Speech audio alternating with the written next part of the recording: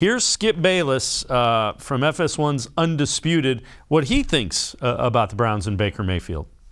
For all the Baker haters out there and the Odell lovers, led by you, the man across the table.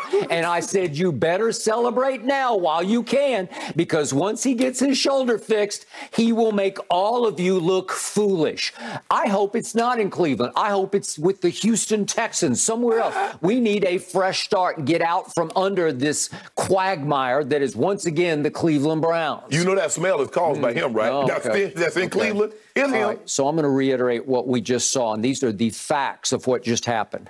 Last year, once Odell went down, game number 7 at Cincinnati, I'm knocking on wood because I don't even like to talk about it, but he tore his ACL, down and out for the year. All of a sudden, the heavens opened up for Baker Mayfield. He didn't keep forcing the ball to Odell because there was no more Odell. So he starts spreading the ball around the way he did his first year with the Browns, when, by the way, Pro Football Focus ranked his rookie year the 3rd best rookie year in the last 15 years that they have been grading them.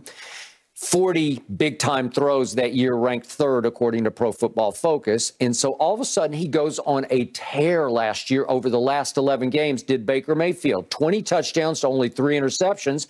They won 8 of the last 11, including in that very same stadium. We saw him and Ben stink it up on Monday night at Pittsburgh.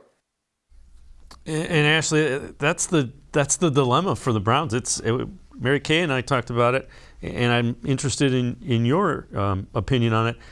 They really have to sit down and figure out, was it based on the injury? I mean, this was a year you wanted to see Baker in the same system for the first time, and you expected some monumental growth.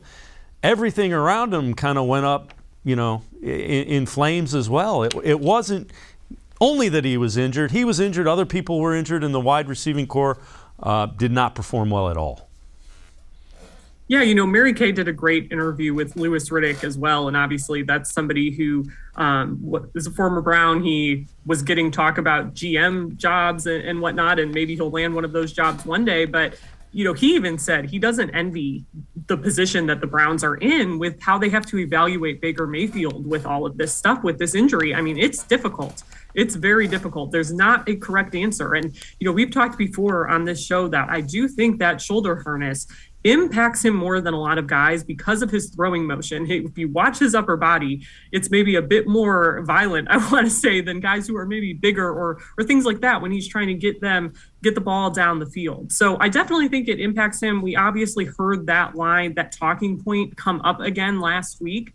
But it's tough because I also think there are things with Baker Mayfield that you're just not going to be able to fix, like his size being one, for example, how mobile he is, things like that. And for me, the biggest question is, it seems like this year, what he did so well in the past has been those rollouts, those bootlegs, things like that. And opposing teams, it really seems zeroed in on taking that away. So now I think it's about, Kevin Stefanski, can the Browns, can Baker Mayfield, can they counter-adjust to those adjustments that opposing teams are making?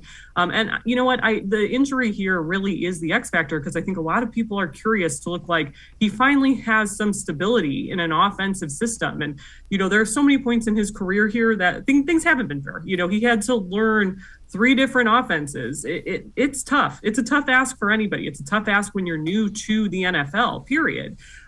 So I think just having some stability in offense and being healthy, I understand why people are eager to see that. But again, it comes back to what can you control even through that injury question for me.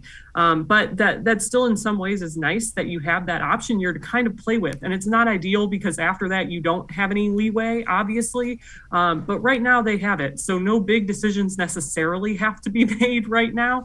And it's tough. It's just a tough evaluation all around.